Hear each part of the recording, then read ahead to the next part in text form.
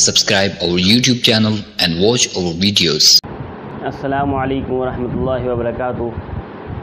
दोस्तों और नाज़रीन कराम, उम्मीद है कि आप सभी हज़रात खैरियत से होंगे। अल्लाह ताला आपको ऐसे ही हंसता और मुस्कुराता रखे। मोहतरम नाज़रीन कराम, आज हमने एक प्रोग्राम बनाया था लाइव आने का।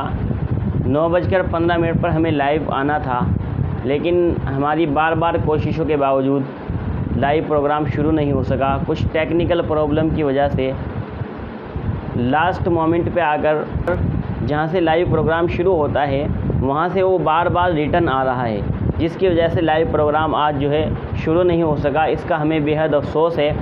आपने अपना कीमती वक्त निकाल कर हमारा इंतज़ार किया होगा, हम जानते हैं, लेकिन आज न जाने किस प्रॉब्लम की वजह से और किस वजह से लाइव प्रोग्राम का जो सेशन था वो शुरू नहीं हो सका।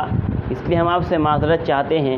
इंशाअल्लाह ये जो परेशानी है हम इसको किसी से पता करके और पूछ कर उसके बाद इंशाअल्लाह दोबारा 1 या 2 दिन के बाद लाइव प्रोग्राम करेंगे।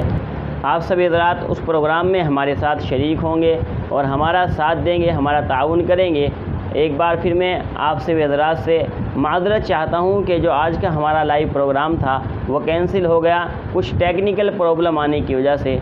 अल्लाह ताला आपको इसका जज़ाए खैर अता फ़रमाए।